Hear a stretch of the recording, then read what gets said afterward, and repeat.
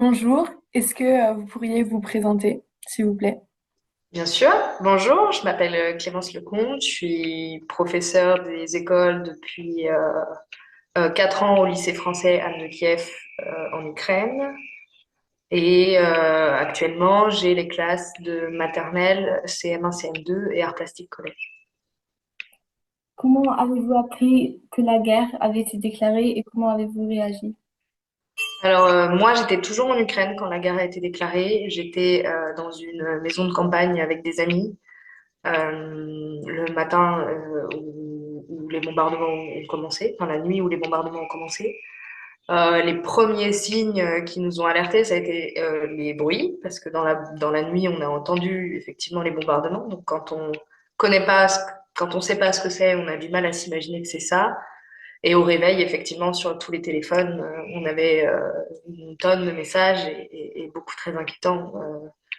Et en lisant les informations sur les téléphones, on a découvert qu'en fait, effectivement, ça avait explosé, mais ça avait explosé partout en Ukraine et autour de Kiev et très proche de nous.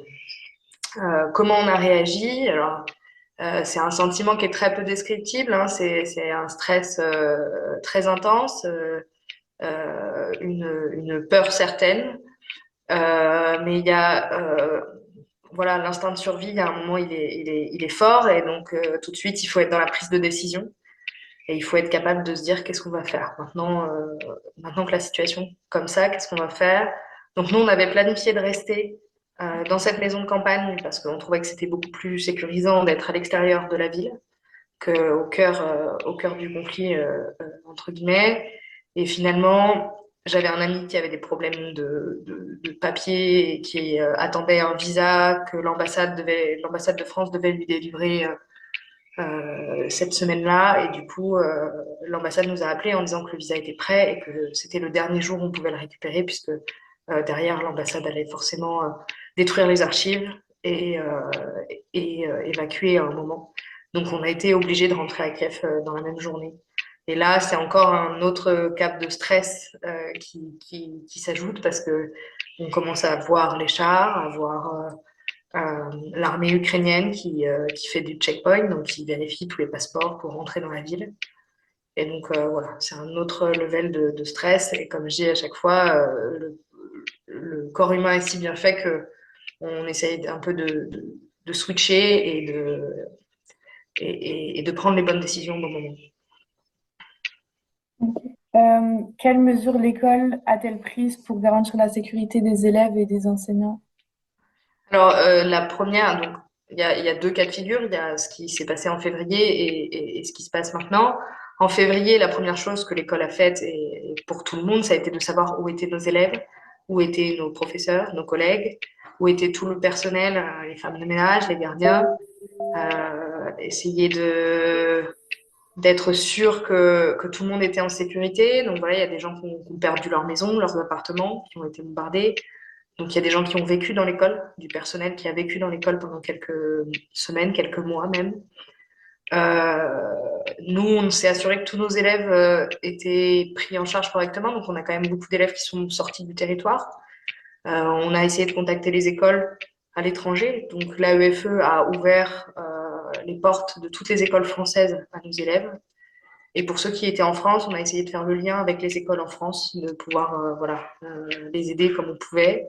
Tous les élèves qui ne sont pas sortis du pays ou alors sont sortis dans des zones où il n'y avait pas d'école française, où ils ne pouvaient pas être scolarisés, ils sont restés en ligne avec nous jusqu'au mois de juin. Donc de février jusqu'à juin, on a travaillé en ligne.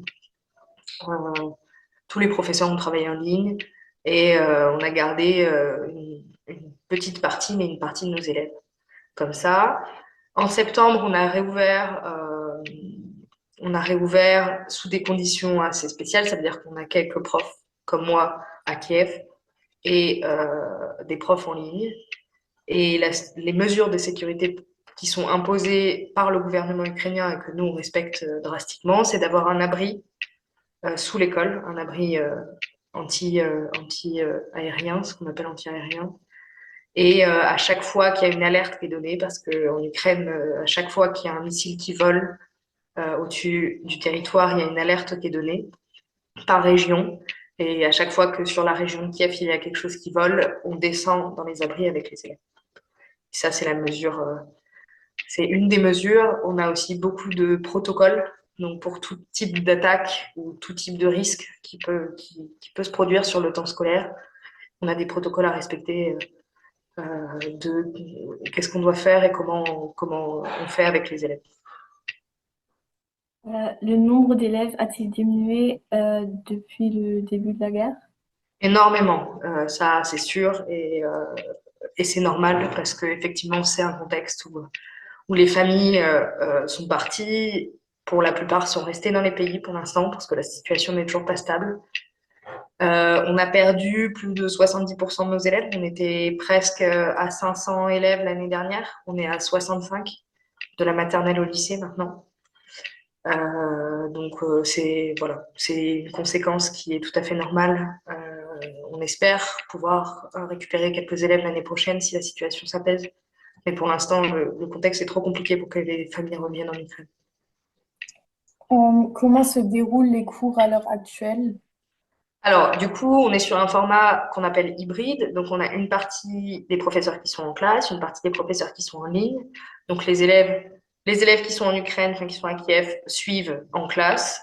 Ceux qui sont en distanciel, parce qu'on a toujours des élèves qui sont en distanciel, qui sont soit en Pologne, soit dans d'autres villes d'Ukraine qui étaient dans des écoles françaises. Par exemple, à Odessa, il y avait une école française, mais elle n'a pas pu survivre à la guerre. Donc, on a récupéré leurs élèves. Ceux-là, ils suivent en ligne. Donc moi, par exemple, pour ma classe de CM2, il y a un professeur qui est en ligne, moi qui suis en classe. On fait le même programme.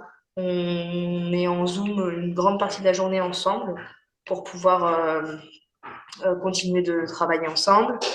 Et par exemple, au collège, les élèves sont en classe et certains professeurs sont en ligne, puisque tous les professeurs n'ont pas pu revenir. Au collège, il n'y a même qu'un seul professeur qui a pu revenir, c'est le professeur d'histoire. Le reste des professeurs, donc il y a plusieurs cas de figure, c'est soit des professeurs qui ont des familles, donc on rentre pas, quand on est français, on rentre pas sur le territoire avec des enfants.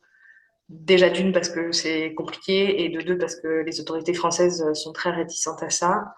Et on a aussi des collègues qui appréhendent le retour à Kiev et qui ont peur de rentrer et ça se comprend tout à fait. Donc on est libre de choisir si on veut revenir ou rester en ligne.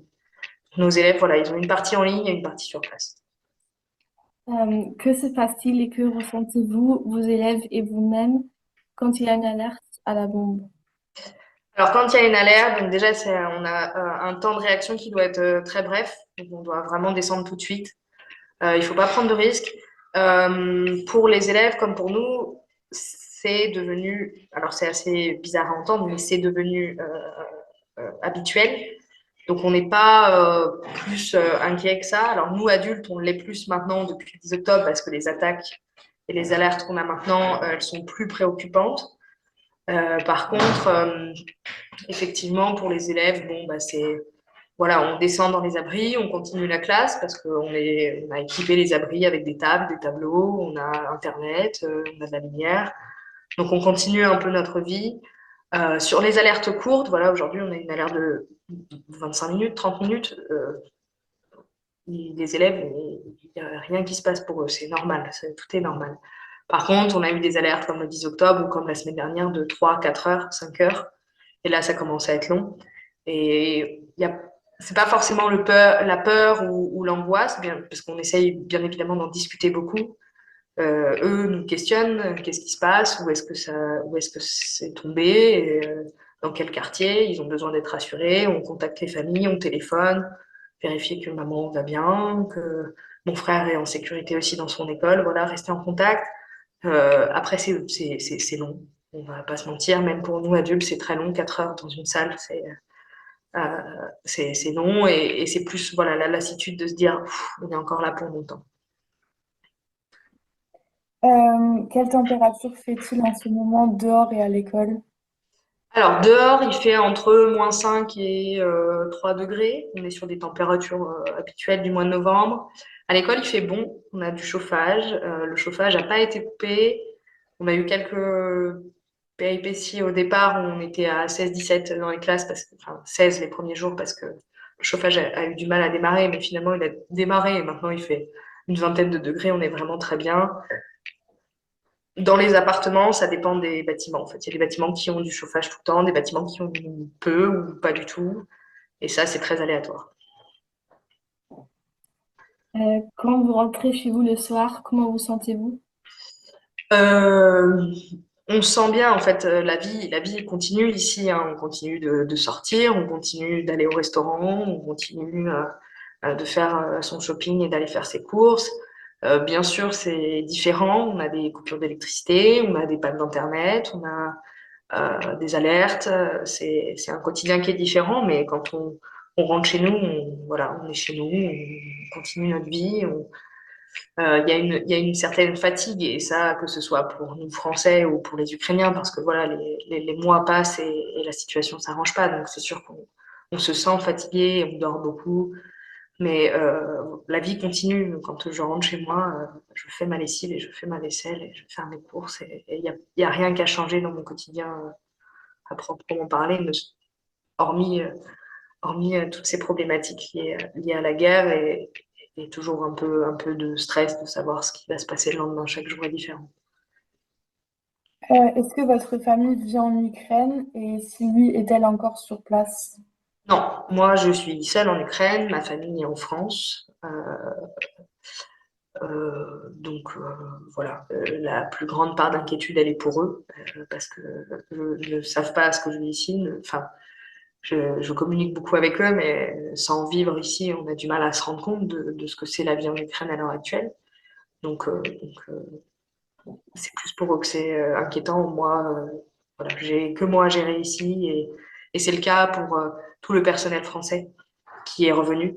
C'est que du personnel qui est venu seul, y compris la direction, qui est venue sans enfant, sans mari, et qui vit à distance, quoi, pour l'instant. Quelles sont les restrictions pour sortir du territoire? Alors, nous, en tant qu'Européens, on n'a aucune restriction ni pour entrer ni pour sortir du territoire. Pour les Ukrainiens, les restrictions, elles sont surtout pour les hommes. Donc, avec la loi martiale, les hommes n'ont pas le droit de sortir du territoire, sauf dérogation. Et les dérogations sont accordées aux pères de familles nombreuses, qui ont le droit de sortir du territoire avec leurs enfants et leurs femmes, aux hommes qui sont déclarés inaptes à la guerre. Donc voilà, ils passent un entretien médical qui déclare que non, effectivement, ils ne pourront pas être mobilisés si jamais ils doivent être mobilisés, et aux gens qui travaillent pour des compagnies, enfin des entreprises étrangères qui ont le droit de sortir sur des temps limités. Après, il y a encore d'autres dérogations, je ne les connais pas toutes, mais les principales, c'est ça. Mais pour le moment, les hommes n'ont pas le droit de sortir du territoire. Ce qui a donné, surtout en février, beaucoup de familles des, séparées pendant plusieurs mois. Pour les élèves que j'ai ici, certains n'ont pas vu leur papa pendant 6, 7 mois, et ont vécu loin d'eux comme ça. Merci beaucoup d'avoir répondu à nos questions et d'avoir pris le temps. Merci à vous. Merci.